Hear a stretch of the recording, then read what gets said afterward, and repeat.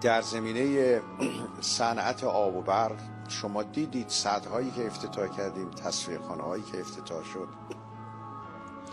مجموعاً در این 6 ماه دوم سال 227 طرح مهم افتتاح شد با 33,000 میلیارد تومان و این تنها در صنعت آب و برق نبود، در زمینه کشاورزی کارهای بسیار عظیمی انجام گرفت.